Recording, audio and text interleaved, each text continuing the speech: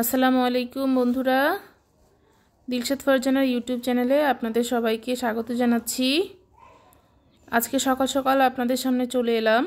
একটু লেবু গরম পানি আর মধু খেয়ে কাজে লেগে যাব, তো সেটাও আপনাদের সঙ্গে শেয়ার করলাম। সকালে একটু এই শীতের সকালে একটু মধু লেবু পানি খুবই স্বাস্থ্যের জন্য উপকারী। তো আজকে আপনাদের সামনে একটু টিপস শেয়ার করি যে আমি আজকে কিভাবে আমার সংসারের একটা গুরুত্বপূর্ণ কাজ আদা রসুন বাটার কাজটা করে ফেলি, সেটা আপনাদের সামনে শেয়ার করতে আসলাম। তো আদা রসুন ছেলা আসলে খুবই বিরক্তিকর এবং কষ্টের কাজ, তবুও যেহেতু আমাদের খেতে হয়, রান্না বান্না করতে হয়, সেই কারণে এই কাজগুলো আসলে না করলেই নয়। তো আমি খুব ঝটপট এই কাজটা সেরে ফেলি। এইটা করার জন্য একটা শিল আর কিছু রসুন দরকার হয় রসুন ছেলার জন্য। অনেকে ভিজিয়ে কাজ করে, তো আমি ভিজাই না, ভালো লাগে না আসলে, ভেজালে কেমন যেন একটু কেমন কেমন লাগে। আর এইভাবে ওই ভিজিয়ে করার থেকে এইভাবে বেশি সহজ হয়, যার কারণে আমি এইভাবেই করি। দেখুন কত সহজে ছিলে ফেলছি। জাস্ট শিল দিয়ে হালকা একটু থেতো করে নিয়েছিলাম। এখন হাত দিয়েই ম্যাক্সিমাম ছেলা যাচ্ছিল, যেগুলো একটু সমস্যা হচ্ছিল সেইগুলো আমি চাকু দিয়ে ছিলে নিচ্ছি। খুবই সহজেই করা যায়। দেখুন হালকা করে থেতো করবেন, বেশি থেতো করলে ভেঙে ভেঙে যাবে।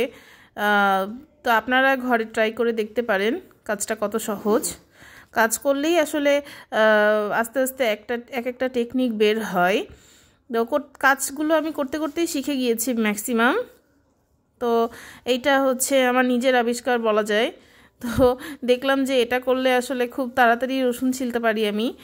এই দেখুন 1 কেজি রসুন আমি এই ঠিক 15-20 মিনিটের মধ্যেই ছেলা হয়ে গেছে। 20 মিনিট লাগেনি, 15 মিনিটের কমই লেগেছে। এবার আসছি আমি আদা নিয়ে। এখানে 1 কেজি আদা ছিল।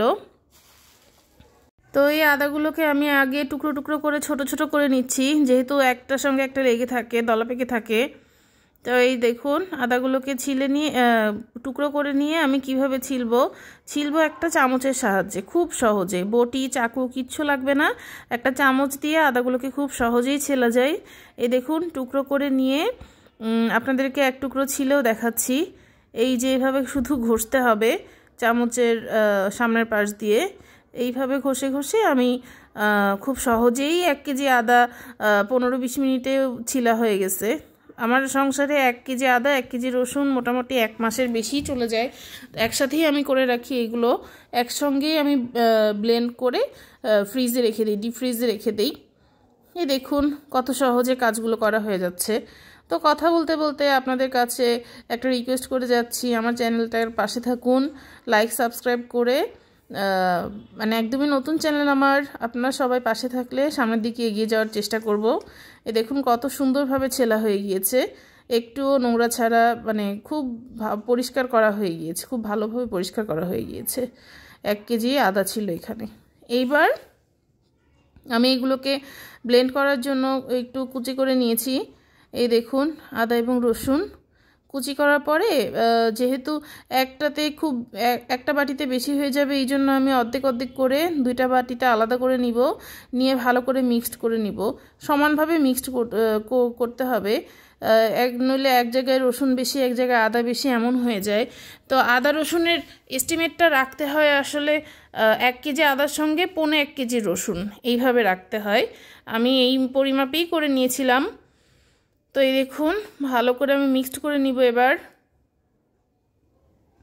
তো সংসারের ছোটোখাটো কাজ আসলে মানে যেগুলো সবাই বুঝে না, মানে ছেলেরা বিশেষ করে, পুরুষেরা তো বুঝেই না যে এগুলো কাজ হইতে পারে। তারা তো মনে করে যে ঘরের গৃহিণীরা ঘরের মধ্যে থাকে, কত সহজেই না সব কাজ হয়ে যায়। এগুলো আসলে খুব কঠিন কিছু না, 1-2 এর ব্যাপার। কিন্তু আসলে ছোটো ছোটো কাজগুলো করতেই আমাদের যে একটা বেলা চলে যায়, একটা বেলা শেষ হয়ে যায়, এটা আসলে তারা বুঝে না। তো দেখুন এইভাবে মিক্সড করে নিচ্ছি। মিক্সড করে নিয়ে ব্লেন্ডারে দিয়ে দিব। খুব বেশি সময়ের কাজ না, অল্প সময়ের কাজ, তারপরেও করতে গেলে কিন্তু যে কোনো একবেলা হয়। সকালে করতে গেলে ওই বেলার আর কোনো কাজ হবে না, কিংবা বিকালে করতে গেলে ওই বেলার আর কোনো কাজ হয় না, এই আর কি। এখন আমি এগুলোকে খুব ভালো করে ব্লেন্ড করে নিব। অল্প পানি দিয়ে করব, এমনি আদা রসুন থেকে হালকা পানি বেরোয়, এই কারণে অল্প একটু পানি দিয়েছিলাম, দিয়ে এই দেখুন ব্লেন্ড হয়ে গেল। এইভাবে বক্সে বক্সে করে আমি মোটামুটি 1-1.5 মাস সংরক্ষণ করি। এইবার আমি দুপুরের খাবারে চলে আসলাম। দুপুরে আমি একটা নতুন রেসিপি করছিলাম, তো বেগুন হালকা করে ভেজে সেইটাকে আমি শুকনো মরিচ দিয়ে ভর্তা করেছিলাম। তো এই বেগুনগুলোকে খুব বেশি কড়া করে ভাজি নাই, হালকা করে ভেজে নিয়েছি, চাক ভাজি আমরা যেভাবে করি সেইভাবে করার পরে এইবার এই যে শুকনো মরিচ, কাঁচা পেঁয়াজ, ধনেপাতা ঘরে ছিল না, এটা দিলে মজা লাগে ধনেপাতা দিলে, তো ঘরে ছিল না যার কারণে আমি দিতে পারিনি। একটু লবণ দিয়ে নিচ্ছি, দিয়ে সুন্দর করে মরিচগুলোকে পিষে তারপরে আমি পেঁয়াজগুলোকেও পিষে বেগুনগুলোকে একসঙ্গে মেখে নিব। ভর্তাটা সুস্বাদু ছিল, খুব ভালো ছিল, নতুন একটা আইটেম, আমি আজকে প্রথম করেছিলাম আর কি, সবার সামনে সবারকে দেওয়ার জন্য, খাওয়ানোর জন্য। এর আগে আমি একবার নিজে করে খেয়েছিলাম, ভালোই লেগেছিল। তো এই দেখুন, এই জন্য প্রথমবার ভালো লাগার কারণে দ্বিতীয়বার আমি সবাইকে দিয়ে খেয়েছি। আসলে যেটা ভালো লাগে না সেটা সবার সামনে কিন্তু উপস্থাপন করতেও ভালো লাগে না। কেউ যখন কোনো রান্নাকে একটু পচা বলে বা ভালো হয়নি এই কথা বলে, তখন কিন্তু আসলে সব গৃহিণীরই মনটা একটু খারাপ হয়ে যায়। তো অল্প তেল দিচ্ছি, যেহেতু এগুলোকে তেলে ভাজা হয়েছে, বেশি তেল দিলে শুধু তেল তেল লাগবে। তো এই পর্যায়ে এসে আবারও আপনাদেরকে রিকোয়েস্ট করে যাচ্ছি, আমার চ্যানেলটার পাশে থাকুন, লাইক এবং সাবস্ক্রাইব করুন। সামনে আরও ভালো ভালো ভিডিও নিয়ে আসার চেষ্টা করব ইনশাল্লাহ। দেখুন কত সহজে ভর্তা হয়ে গেল। তো এইবার আমি চলে যাচ্ছি আরেকটা রান্নায়। মুরগি রান্না করেছিলাম আজকে। মুরগি রান্নার জন্য ঘরে দারচিনি ছিল না, আজকে দারচিনি ছাড়া আসলে মুরগি রান্না করেছি। রান্না করতে গিয়ে দেখি দারচিনি শেষ হয়ে গিয়েছে, আসলে কেনার কথা খেয়ালও ছিল না। এই দেখুন পেঁয়াজ, মরিচ, শুকনা মরিচ আর কি, সব কিছু দিয়ে হলুদের গুঁড়া, মরিচের গুঁড়া, তারপরে ধনিয়া, জিরা, এই সব কিছু দিয়ে ভালো করে মশলাটা কষিয়ে নিয়ে আদা রসুন বাটা দিয়ে দিলাম। খুব ভালো করে কষাবো তরকারি। আবারও বলছি, তরকারি যত কষাবেন তত টেস্টি হবে। তো এই দেখুন মশলা তেলে উঠে এসছে। এবার আমি মাংস এবং আলু একসঙ্গে দিয়ে দিচ্ছি। তো ব্রয়লার মাংস আসলে বেশি সময় লাগে না সেদ্ধ হতে। দেখুন হয়ে গিয়েছে, দিয়ে দিলাম। এবার আমি এগুলোকে ঢেকে দিব, খুব ভালো করে কষাবো, পরে ঝোল দিব। কাঁচামরিচ কিন্তু আমি দিই নাই, কাঁচামরিচ রান্নার শেষে দিলে ঘ্রাণটা ভালো হয়। তো এই তো তরকারি রান্না হয়ে যাচ্ছে। এর ফাঁকে ফাঁকে আমি আরও কিছু কাজ করে নিয়েছিলাম। তো কষানোর এই পর্যায়ে আমি একটু কাঁচামরিচ দিয়ে তারপর ঝোল দিয়ে দিব।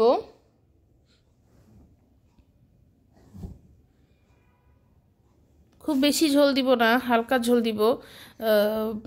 এই তো দেখুন ঝোল একদম কষানো হয়ে ঝোল একদম এরকম হয়ে আসলে আমি এর মধ্যে একটু গরম মশলা দিয়ে দিচ্ছি, গরম মশলার গুঁড়া আর কি। গরম মশলা গুঁড়া না দিলে আসলে মাংস আমার কাছে কেমন যেন লাগে। আমি সবসময় এটা ঘরে তৈরি করে রাখি। এটার একটা রেসিপিও আপনাদের একদিন দিয়ে দিব, যে কি কি মশলা দিয়ে আমি গরম মশলা তৈরি করি। তো এই ছিল আমাদের দুপুরের খাবার দাবার। এবার আমি রাতের খাবারে চলে যাচ্ছি।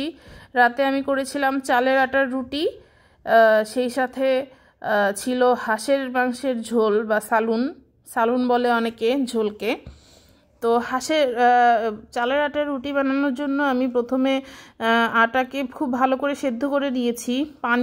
আটা সেদ্ধর ক্ষেত্রে আপনারা পানিটা খুব সুন্দর বলক আসলে তারপরে আটা দিবেন, তাছাড়া কিন্তু দলা পেকে যায় এবং অনেক সময় দেখা যায় যে আটাটা আঠালো আঠালো হয় না, কেমন যেন ছেড়ে ছেড়ে যায়, এরকম হয় না। যাই হোক, এবার আমি আটাকে ভালো করে ময়ান দিয়ে এইভাবে গোলা গোলা করে আলাদা করে রেখে দিচ্ছি। এভাবে সেপারেট করে রাখলে রুটিটা তৈরি করা খুব সহজ হয়। তো এটা করার পরে ঢেকে রাখবেন অবশ্যই, ঢেকে না রাখলে কিন্তু চালের আটা শক্ত হয়ে যায়, তখন বেলতে অসুবিধা হয় এবং বেলতে বেলতে ফেটে যায়, রুটিটা ফেটে ফেটে যায় চারপাশ দিয়ে। তো এই দেখুন সবগুলো আটাকে আমি এইভাবে সেপারেট করে রাখছি, রেখে আমি সুন্দর ঢেকে রাখবো। এই এতগুলো রুটি হয়েছে, মানে রুটির দলা হয়েছে আর কি। এইবার আমি রুটি ভাজতে চলে এলাম। ওইদিকে আমার আম্মা রুটি বেলে দিচ্ছে আর আমি এদিকে হচ্ছে রুটি ভেজে নিচ্ছি। ছোটোবেলাও এই কাজ করতাম, যে মা আমাকে রুটি বেলে দিত বা এগুলো কাজ করে দিত আর আমি রুটিটা হালকা করে ভেজে নিতাম। অনেক ছোটোবেলা থেকেই মাকে সাহায্য করি। তখন বাসায় আমি, মা, বাবা আমরা তিনজনই ছিলাম, টুকটাক কাজ করে দিতাম। এভাবেই কাজগুলো শেখা হয়েছে আর কি। তো এই দেখুন সুন্দর করে রুটিটা উল্টে নিয়েছিলাম। এইবার এই যে একটা রুটি তৈরি হয়ে গেল। এবার আরেকটা রুটি আপনাদেরকে ভেজে দেখাচ্ছি। এই দেখুন উল্টে দিলাম প্রথমবার। এইবার মানে একটু জায়গায় জায়গায় ফুলে আসলে এটাকে আবার উল্টে দিলাম। এইবার দেখুন রুটিটা একাই ফুলে উঠবে। তো রুটি সবসময় মিঠা জালে ভাজতে হয়, জোরে জালে রুটি ভাজলে রুটি পুড়ে যাবে। তো এই দেখুন হয়ে গেল এটাও। জোরে জালে কখনো রুটি ভাজতে হয় না, মিঠা জালে রুটি ভাজতে হয়। আমার নানি এই কথাটা বলতো যে রুটি ভাজে মিঠা জালে। তো এই দেখুন রুটিগুলো কত সুন্দর হয়ে গিয়েছে। তো এইবার আমি এই আপনাদের সামনে মাংসের তরকারিটা আর হচ্ছে রুটিটা দেখালাম। এই ছিল আজকের আয়োজন। তো আপনারা আমার পাশে থাকবেন। আবার সামনের ভিডিও দেখার জন্য আমন্ত্রণ জানিয়ে ধন্যবাদ সবাইকে।